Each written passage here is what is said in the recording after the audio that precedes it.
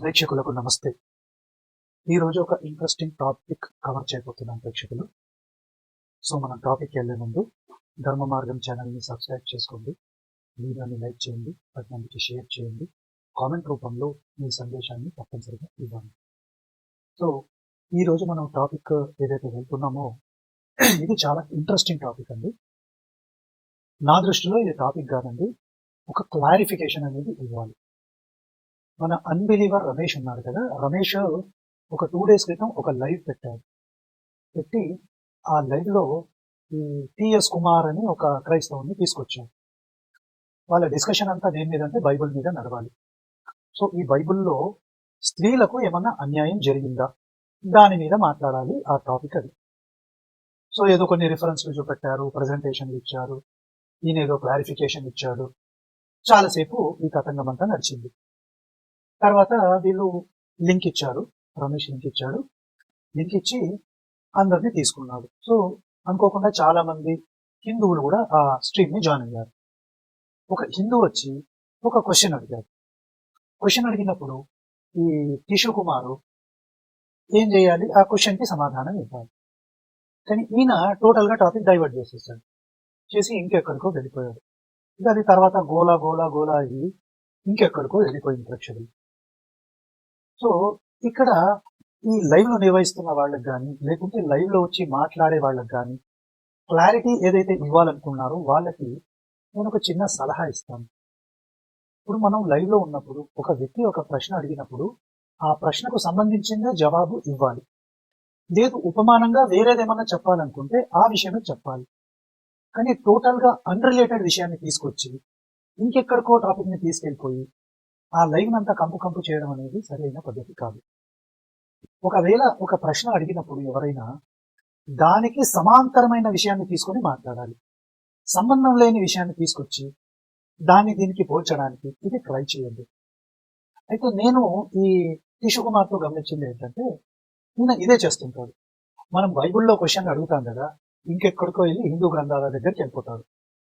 Problem అంతా ఈయనకి ఏంటంటే, బైబిల్లో అడిగిన ప్రశ్నకి సమాధానం ఈయనకి చెప్పడం రాదు. సో బైబిల్లో ఉన్న ప్రశ్నకి సమాధానం చెప్పడం రానప్పుడు ఈయన హిందూ గ్రంథాలను ఎందుకు గెలుక్కోవాలి? అవసరం లేదు కదా అక్కడ. పోనీ నువ్వేమన్నా కంపేర్ చేసేటప్పుడు రెండు సమానమైన విషయాన్ని కంపేర్ చేస్తున్నావా, అంటే సిమిలర్ ఏమైనా కంపేర్ చేస్తున్నావా, అది కూడా లేదు. మరి ఎందుకు ఇలాంటి పనికి మాలిన మాటలన్నీ మాట్లాడాలి? అది ప్రేక్షకులు మీరు చూడండి. చాలా మందికి ఇదే ఉంటుందండి. మనం ఒక క్వశ్చన్ అడుగుతాం, ఆ క్వశ్చన్ తప్పించి అన్ని సమాధానాలు చెప్తారు, వీళ్ళు ఎక్కడికో వెళ్ళిపోతుంటారు. సో సరే, ఇప్పుడు ఈయన ఏమన్నాడు ఆ వీడియో నేను ప్లే చేస్తాను. ప్లే చేసిన తర్వాత దాని గురించి మనం మాట్లాడదాం, దాని క్లారిఫికేషన్ కూడా ఇచ్చుకుందాం. సో వీడియో ప్లే చేస్తున్నాను, ఒకసారి వినండి.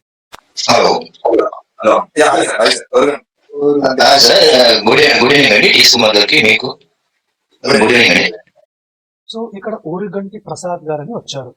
వచ్చి ఆయన ఒక క్వశ్చన్ అడిగారు. ఏమడిగారో ఒకసారి మనం విందాం. అందరికీ నమస్కారం అండి. నేను ఒకటి కేసుకుమార్ గారితో మాట్లాడతానండి. నాకు అంటే నేను యాక్చువల్గా హిందూని డైరెక్ట్ చెప్తున్నాను. నేను హిందూని యాక్చువల్గా. నాకు బైబిల్ కొద్దిగా అంటే కోర్ సబ్జెక్ట్ తెలుసు, కొద్దిగా తెలుసు, పూర్తిగా తెలియదు. ఇప్పుడు మీరు సబ్జెక్ట్ పెట్టారు కాబట్టి నేను చెప్తున్నాను. ఒకటే ఆయన అడుగుతున్నాను కేసుకుమార్ని. ఇప్పుడు బైబిల్లో తప్పు చేసిన వాళ్ళు శిక్ష చేయకుండా తప్పు చేయని శిక్ష పడ్డది చాలా అన్ని ఇష్యూస్ లో.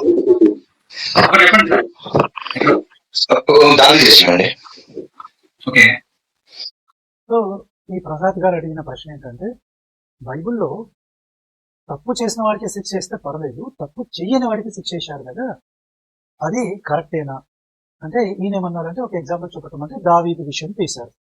మనకందరికీ తెలిసిందే దావీదు విషయంలో ఏం జరిగిందో. దావీదు విషయంలో ఎవరు తప్పు చేశారు, ఎవరు శిక్ష పడింది. అట్లాగే ఇంకో క్వశ్చన్,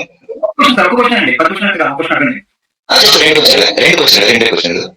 ఇప్పుడు లోతు విషయంలో ఆవిడ భార్యని జస్ట్ వెనక తిరిగినందుకు ఉపశమనం చేశాడు ఆయన. దేనికి? అదొకటి. ఇప్పుడు లోతు విషయంలో ఎవరు తప్పు చేశారా, లోతు తప్పు చేశారా? సో ఇది 3 క్వశ్చన్స్ వేశారు. అయితే ఫస్ట్ క్వశ్చన్ దగ్గరే మనకు మ్యాటర్ అనేది స్టాకప్ అయిపోతుంది. ఓకేనండి. సో ఇక్కడ అడిగిన క్వశ్చన్ ఏంటి, దావీదు సందర్భం ఏంటో మనకు ఆల్రెడీ తెలుసు. ఇక ఆ రిఫరెన్స్లు కూడా పెద్ద చూపెట్టిన అవసరం లేదు. బట్ స్టిల్ నేను రన్ చేస్తాను.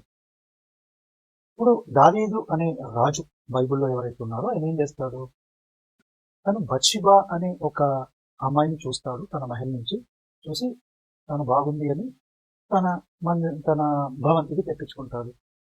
ఆమెతో సెక్స్ చేస్తాడు. బైబిల్ ఏం ఆజ్ఞించిందండి, పొరిగింటి వాళ్ళని కూడా చూడొద్దు, వేరే అమ్మాయిల జోలికి పోవద్దు, పోతే మరణం. ఇది బైబిల్ రూల్. ఎందుకంటే ఇది ఆది కాండంలో వేది కాండంలోనే ఇచ్చారు. దావీదు చాలా తర్వాత వాడు. ఓకే, సో ఇక్కడ ఏం జరిగింది, తర్వాత ఎవరో నాతాన్ని పంపిస్తాడు ఈ యెహోవా అనే దేవుడు. పంపించి నువ్వు ఇట్లా తప్పు చేసావు అని అంటే ఆ పిల్లగాడు కూడా పుడతాడు. ప్లస్ ఈ బెత్షెబా భర్త ఎవరైతే ఉంటారో ఆ భర్తని కూడా ఈ దావీదే ఏదో మోసం చేసి కుట్ర చేసి చంపిస్తాడు యుద్ధానికి పంపించి. ఇది ఉంది.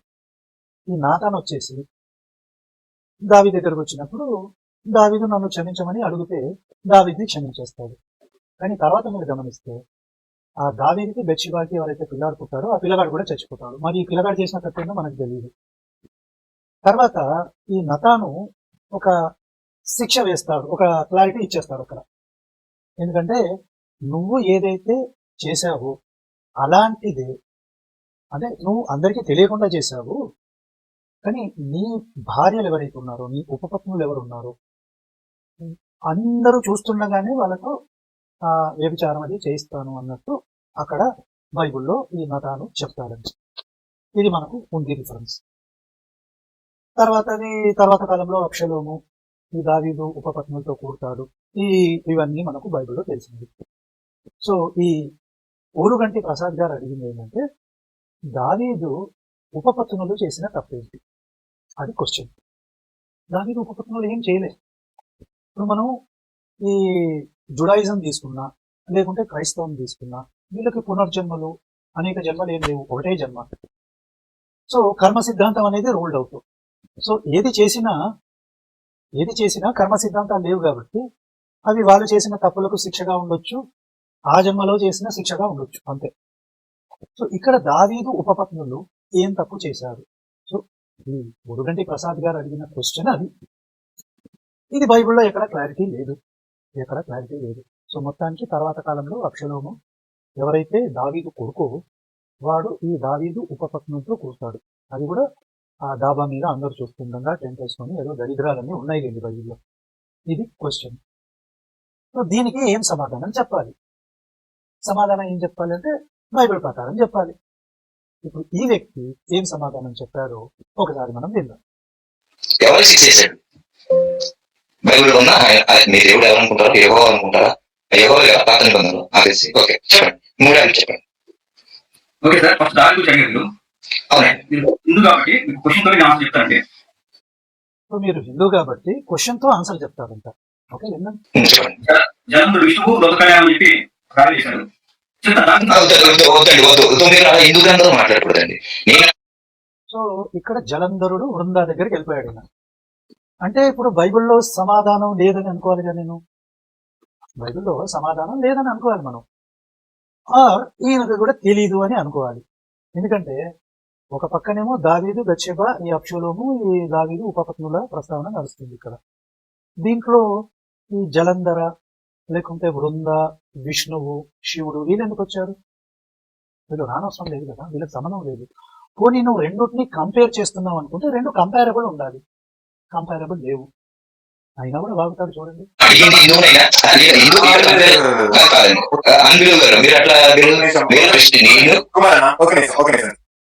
సో ఇది ఇక్కడ జరిగింది.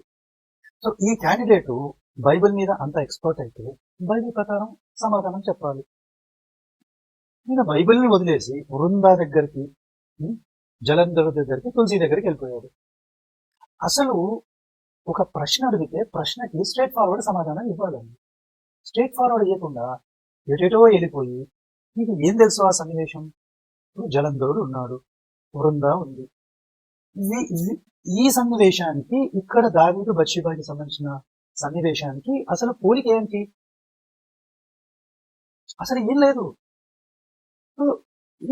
ఎంత మూర్ఖులంటే వీళ్ళను నాకు అనిపిస్తుందండి. అందుకే మా వాళ్ళు కొందరు బండబూతులు తిడతారు. Even though I'm not in favour of that. అడిగిన ప్రశ్నకి స్ట్రేట్ అవే సమాధానం చెప్తే అయిపోతుంది, కానీ చెప్పరు, ఏదో వెళ్ళిపోతాడు. దాంట్లో ముఖ్యంగా ఈ candidate is known for it. మనం ఒకటి అడిగితే ఒకటి సమాధానం చెప్తాడు, ఎందుకంటే మనం చెప్పింది కూడా వీళ్ళకి అర్థం కాదు చాలా టైమ్స్. సో ఇలా చేస్తారు. ఇప్పుడు వృంద జలంధరుడు కంపేర్ చేయొచ్చా అసలు? అసలు పోలిక లేదు కదా. పోలిక ఎందుకు లేదో నేను ఒక 4 శ్లోకాలు చూపెడతాను, దాన్ని బట్టి మీకు అర్థమైపోతుంది. సో ఒకటి, ఈ జలంధరుడు ఎలా జన్మించాడు దానికి మనం వద్దాం. ఒకరోజు ఇంద్రుడు శివుడి దగ్గరికి వెళ్తూ ఉంటాడు తన గురువుతో. వెళ్తుంటే ఒకరు ఆపుతారు మధ్యలో. ఆపినప్పుడు ఇంద్రుడికి కోపం వచ్చేస్తుంది. ఇంద్రియాలను నియంత్రించగలిగే శక్తి ఉన్న ఇంద్రుడికే కోపం వస్తుంది, అంటే శివుడి పవర్ అది. తర్వాత తాను వజ్రాయుధాన్ని తీసుకొని కొట్టబోతే స్తంభింపజేసేస్తాడు. అప్పుడు ఎవరైతే బృహస్పతి ఉన్నాడో, ఎవరైతే దేవతల గురువు, ఆయన గుర్తించేస్తాడు ఈయన శివుడని. వెంటనే ప్రార్థన చేస్తాడు. బట్ అప్పటికే తన 3వ కంటి నుంచి ఏదైతే అగ్ని వస్తుందో అది ఇంకెక్కడ వేయాలో తెలియక శివుడు ఆ అగ్నిని సముద్రంలో పడవేస్తాడు. ఆ అగ్ని సముద్రంలో పడి అక్కడ చిన్న శిశువు పుడతాడు. ఆ శిశువే జలంధరుడు. అంటే స్వచ్ఛంగా చెప్పాలంటే జలంధరుడు శివుడి కోపాగ్ని, శివుడి అంశనే, అంటే అంత పవర్ఫుల్ అన్నమాట. తర్వాత ఈ కుమారుణ్ణి తీసుకొని రాక్షసులు వీళ్ళంతా పెంచుకుంటారు, పెద్దగవుతారు. రాక్షసుల దగ్గర పెరిగారు కాబట్టి కాలనేమి అని ఒక ఆయన ఉంటారు రాక్షసుడు. అంటే ఇది ఎప్పుడో జరిగిందండి, చాలా పూర్వం జరిగిన సంఘటన ఇది. సో ఆ కాలనేమికి ఒక కూతురు ఉంటుంది. ఆ కూతురే ఎవరు? వృంద. ఓకేనండి. సో ఈ వృంద ఎవరు? మళ్ళీ నారాయణుడి భక్తురాలు, అంటే విష్ణు భక్తురాలు. విష్ణుని బాగా పూజిస్తుంది. ఇది ఆమె బ్యాక్గ్రౌండ్. సో మరి విష్ణువుని పూజిస్తే విష్ణువే కదా ఆమెను ఏమన్నా మోక్షాన్ని తీసుకెళ్ళినా ఏదన్నా చేసినా విష్ణువే చేయాలి ఆ పని. ఇది ఒకటి గుర్తుపెట్టాలి. నెక్స్ట్ టైం జరుగుతుంది, వృందాన్ని ఈ జలంధరుడు పెళ్లి చేసుకున్నాడు. తర్వాత కాలంలో జలంధరుడు వెరీ పవర్ఫుల్ కాబట్టి ఈయన సైన్యాన్ని తయారు చేసుకొని దేవతల మీద యుద్ధాలు చేయడం, ఇంద్రుడిని స్థానభ్రష్టుని చేయడం, దేవతలని యుద్ధాలు చేయడం. అల్టిమేట్లీ తేలేదు ఏంటంటే కేవలం శివుడు మాత్రమే ఈ జలంధరుని చంపగలడు, ఇంకెవరు చంపలేరు. యుద్ధాలు బాగా జరుగుతాయి. ఇవన్నీ నేను చెప్పేది శివపురాణ అంతర్గతంగా చెప్తున్నాను. సో యుద్ధాలు జరుగుతాయి, అన్ని జరుగుతాయి. బట్ అల్టిమేట్లీ తేలేదు ఏంటంటే జలంధరుడు పవర్ ఉంది. దీనికి తోడు జలంధరుడికి ఉన్న కవచం, ప్రొటెక్షన్ ఏంటంటే వృంద పాతివ్రత్యం. వృంద తన భర్త పట్ల అనుకువగా ఉంది కాబట్టి, పతివ్రత కాబట్టి ఈ వృంద ఉన్నంత వరకు జలంధరుడికి మరణం రాదు. అంటే ఒక రకంగా చూస్తే వృంద జలంధరుని కాపాడుతూ ఉంటుంది, ఆమె పాతివ్రత్యం కాపాడుతూ ఉంటుంది. సో యుద్ధం జరిగినప్పుడు ఇలా రకరకాల సన్నివేశాలు ఉంటాయండి. జలంధరుడు అమ్మవారి దగ్గరికి వెళ్తాడు, ఆమె అందానికి చూసి మోహితుడైపోతాడు, ఇవన్నీ ఉంటాయి. సో అప్పుడు అమ్మవారు ఏం చేస్తుందంటే మన నారాయణుని అంటే విష్ణువుని పిలిచి, విష్ణువులలో కూడా చాలా మంది ఉన్నారండి. విష్ణువులు అంటే ఒకరిద్దరు అనుకోకండి, ఎందుకంటే కరణోదక సాయి, గర్భోదక సాయి, క్షీరోదక సాయి విష్ణువుడు. ఇది కాకుండా ఇంకా విష్ణు అనే పరమాత్మ ఏ రూపాన్నైనా తీసుకోగలడు. విష్ణు అంటే బేసికలీ 2 రకాల అర్థాలు వస్తాయి. ఒకటి విష్ణు ఇది వ్యాప్నోతి, అంటే అంతటా వ్యాపించిన వాడు. విష్ణు అంటే ఏ రూపాన్నైనా తీసుకోగలిగిన వాడు. సో ప్రపంచంలో ఏ రూపంలో ఎవరున్నా అదంతా విష్ణువే. అర్థమవుతుందండి? ప్రపంచంలో విశ్వంలో ఏ రూపంలో ఎవరున్నా అదంతా విష్ణువే, అవన్నీ విష్ణు అంశాలే. సో అలా అన్నమాట. సో విష్ణు ఏం చేస్తాడంటే అమ్మవారి దగ్గరికి వెళ్ళాడు. అప్పుడు అమ్మవారు ఏమంటుంది అంటే వృంద పాతివ్రత్యాన్ని నువ్వు చెడగొట్టు, అంటే డిస్టర్బ్ చేయాలి. డిస్టర్బ్ చేస్తే అప్పుడు ఆమె తొలగిపోతుంది. అప్పుడు శివుడు జలంధరుణ్ణి చంపేస్తాడు. ఇది ప్లాన్. ఓకేనండి. సో ఎందుకు అమ్మవారు ఎందుకు అట్లా చేసింది అంటే జలంధరుడు కూడా అమ్మవారి దగ్గరకు వచ్చి అలాంటి ఫీలింగ్ చేశాడు. అమ్మవారితో కూడా మాట్లాడతాడు, శివుడేంది వేస్ట్, నువ్వు నన్ను పెళ్లి చేసుకో, అట్లా నువ్వు వీటి బుద్ధి చెప్పాలి కదా, మరి నేను చంపాలి అంటే అంతదాకా వ్యవహారం వచ్చిందంటే మరి ఇక జలంధరుని ఉపేక్షించి లాభం లేదుగా. సో ఇది. సో అప్పుడు విష్ణు ఏం చేస్తాడంటే వృంద దగ్గరికి వెళ్తాడు, వెళ్ళి సాధు రూపంలో వెళ్తాడు, వెళ్ళి జలంధరుడు మరణించాడు అని చెప్తాడు. ఓకేనండి, జలంధరుడు మరణించాడు అని చెప్పి ఇక డెడ్ బాడీని అవన్నీ క్రియేట్ చేస్తాడు, రకరకాలుగా జరుగుతుంది. మొత్తానికి ఏంటంటే నువ్వే క్రియేట్ చేయంటే మళ్ళీ ఈ సాధు రూపంలో ఉన్న విష్ణువే మళ్ళీ జలంధరుని తయారు చేసి, అంటే మరణించాడు అని చెప్పిన జలంధరుని తయారు చేసి మళ్ళీ తీసుకొచ్చి వృందకు అప్పగిస్తాడు. ఓకే, సో వృంద చాలా హ్యాపీ అయిపోయి ఆ విష్ణువుతో, ఆ జలంధరుడితో ఉంటుంది. అది మాయారూపం అని తెలియదు. నేను చెప్పాను కదండి, ఏ రూపంలో ఎవరున్నా అది విష్ణువులే. అంటే జలంధరి రూపంలో ఉన్నది కూడా విష్ణువే అక్కడ. అది క్లారిటీ ఇస్తాను. సో తర్వాత ఏం జరుగుతుంది అంటే, అడవిలలో వనంలో వీళ్ళంతా తిరుగుతూ ఉంటారు. కొన్ని రోజులు తిరుగుతారు. అక్కడ రమించారు అని ఉంటుంది. వీళ్ళు దాన్ని సెక్స్ అని తీసుకున్నారు. చాలా మంది తప్పుడు అనువాదం చేశారు. ఎందుకు తప్పుడు అనువాదం చేశారంటే దాన్ని కూడా నేను రీజన్ చెప్తాను. 4 శ్లోకాలు చూపెడతాను, ఎక్కువ కూడా చూపెట్టింది. 4 శ్లోకాలలో మీకు క్లారిటీ వచ్చేస్తుంది. సో అక్కడ రమించడం అని ఉంది, అంటే కలిసి ఉన్నారు. చివరి రోజు అంటే ఈమె శాపం పెట్టబోయే చివరి రోజు అది. ఈయనకేం తెలుస్తుంది అంటే, ఈయన జలంధరుడు కాదు, నా భర్త కాదు, ఏదో మాయా రూపం. అది విష్ణువా కాదా ఎవరో తెలియదు మనకు. నేను చెప్పాను కదండి, ఎవరైనా విష్ణు రూపాలు. సో అప్పుడు వృందాన్ని గుర్తించి ఈయనకి శాపం పెడుతుంది. ఎవరికి? విష్ణువుకి శాపం పెడుతుంది. విష్ణువుకి శాపం పెడితే అది విష్ణువుకే తగలాలిగా. అన్ని రూపాలలో ఆయనే కదా ఉన్నది. ఏం శాపం పెట్టింది 4 శ్లోకాలు మనం చూద్దాం. ఓకేనండి, తర్వాత మనం కంక్లూడ్ చేసుకోవచ్చు. సో ఇక్కడ చూస్తే ప్రేక్షకులు, శివపురాణం రుద్ర సంహిత యుద్ధకాండ అధ్యాయం 23లో ఈ శ్లోకాలన్నీ ఉన్నాయి. సో మనం 44వ శ్లోకం తీసుకుందాం. ఓకేనండి, ఇక్కడ ఈ శ్లోకాన్ని పెడుతున్నాను దేవనాగరిలో. ఇంకా అనువాదం చెప్పేస్తాను సింపుల్ గా. ఎక్కడైతే సంస్కృతంలో దేవనాగరి పదాలు ఉంటాయో దానికి అవసరమైన చోట నేను ఎక్స్ప్లెనేషన్ ఇస్తాను. సో బృందాదేవి ఏం చేస్తుందంటే విష్ణువుకి శాపం ఇస్తుంది.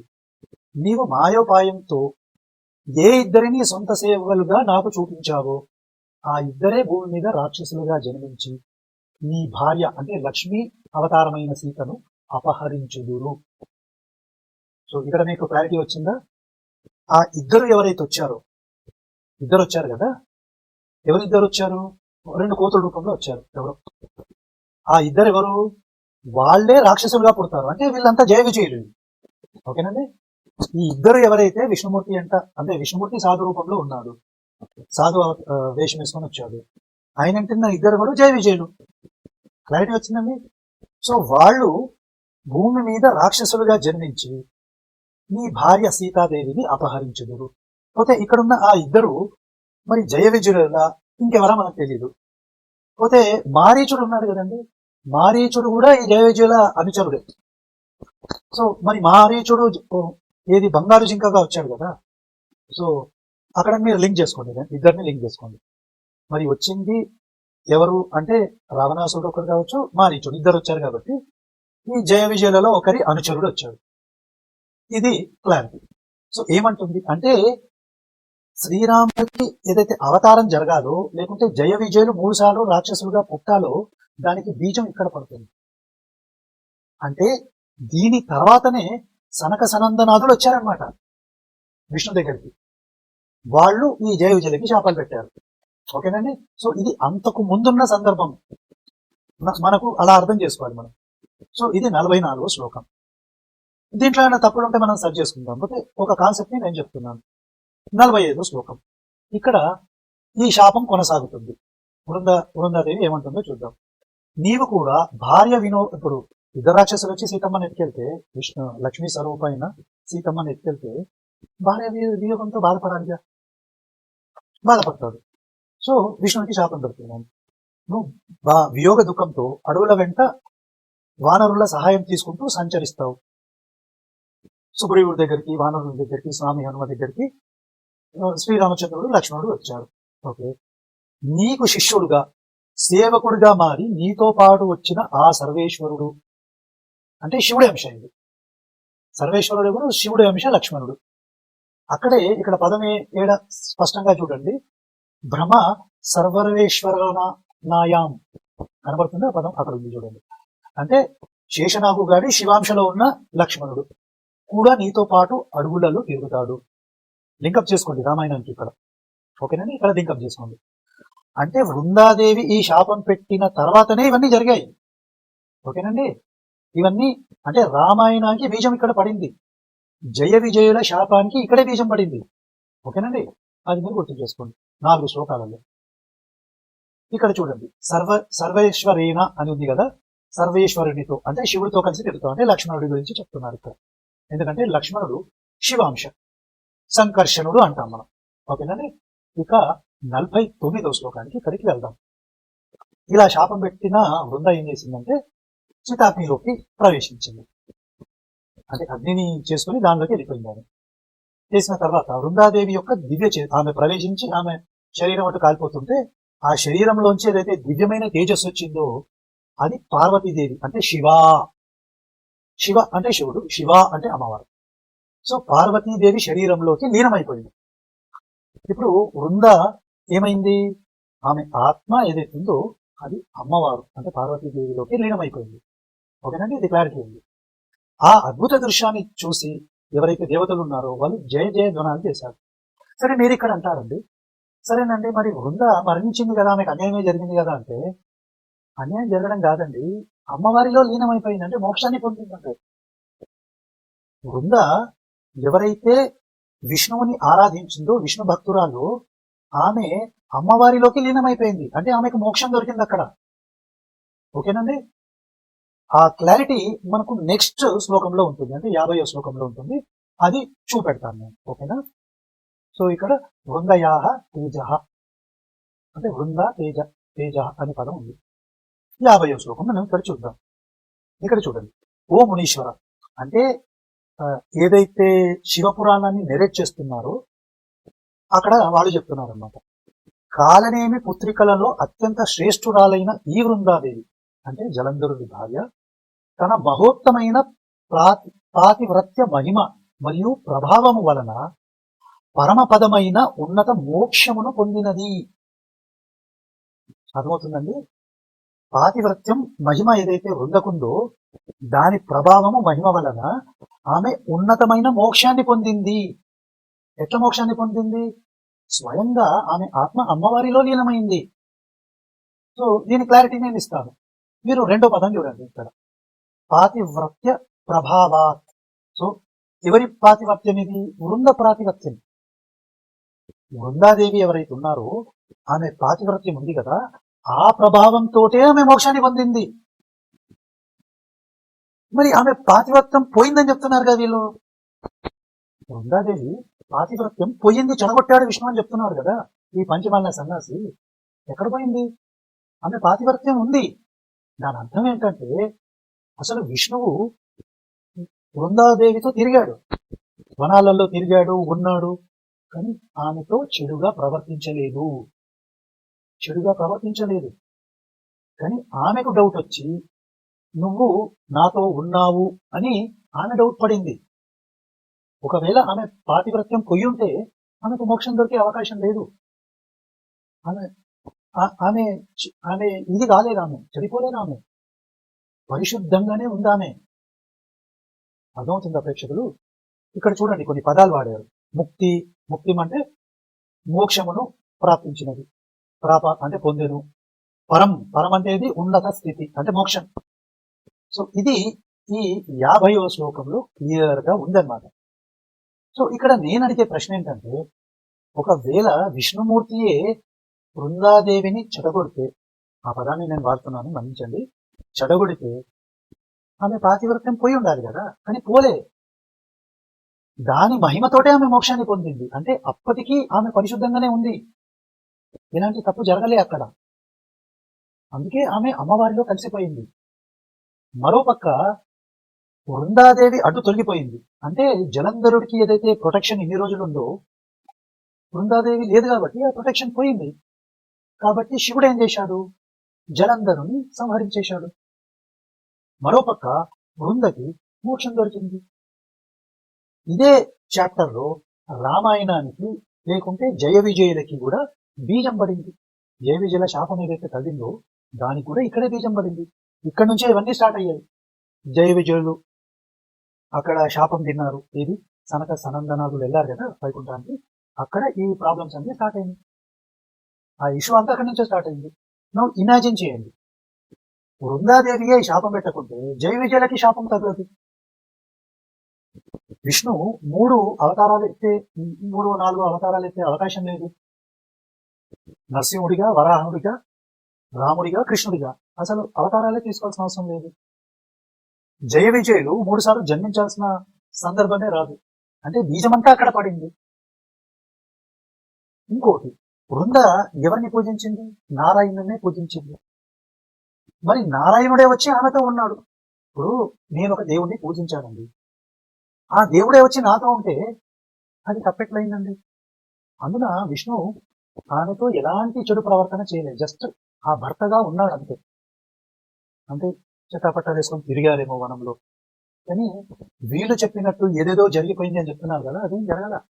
సరే, ఇప్పుడు నేను అడుగుతాను తుస్సు కుమార్ని, ఎందుకంటే అంత తుస్సే ఈ క్యాండిడేట్. సరేనయ్యా, మరి వృంద ఆమె పాతివ్రత్యం పోలేదు, ఆమెకి ఏం కాలేదు, ఆమెకు మోక్షం దొరికింది. ఇక్కడ దావీదు ఉపపత్నులకి ఏం న్యాయం జరిగిందయ్యా? ఏం న్యాయం జరిగింది వాళ్ళకి? ఎందుకంటే అబ్షలోంతో ఆ సంఘటన జరిగిన తర్వాత వాళ్ళు ఏమైపోయారో ఏమైందో కూడా తెలియదు. దావీదు కూడా వాళ్ళని వదిలేశాడు, వాళ్ళ జీవితాలన్నీ బర్బాదైపోయాయి. నువ్వు రెండు సమానాంతర్గతంగా ఉన్న విషయాన్ని కంపేర్ చేయాలి. ఈ బుర్ర ఫస్ట్ క్లాస్ సెకండ్ క్లాస్ చదువుకుంటారు కదా చిన్న పిల్లలు, వాళ్ళకంటే అధ్వానం లేదు. Brainless fellow. దేన్ని పోల్చాలి, దేన్ని పోల్చకూడదో కూడా నీకు తెలియదు. శ్రీ మహావిష్ణువు, జలంధరుడు, వృంద వీళ్ళని తీసుకొచ్చి ఈ ఉన్నాడో లేదో తెలియని ఈ దావితో పోలుస్తున్నాను. ఎంత ఫూల్గిరాను,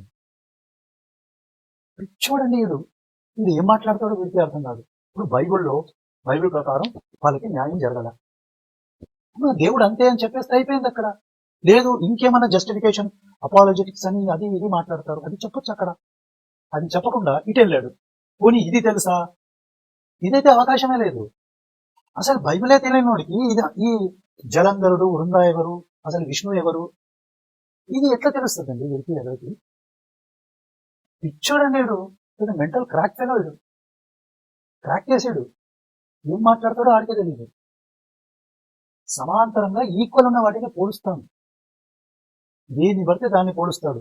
ఎందుకంటే ఏంటి, అది అర్థం కాలే, ఇది అర్థం కాదు, కాబట్టి రెండుని పోలుస్తున్నాడు. ఎదవయ్యాడు, జనాలు బండబుద్ధులు చేస్తే పారిపోయాడు. అది కథ. సో మరి ప్రేక్షకులు, నేను ఇచ్చిన ఎక్స్ప్లెనేషన్ ఎలా ఉందో కామెంట్ రూపంలో చెప్పండి.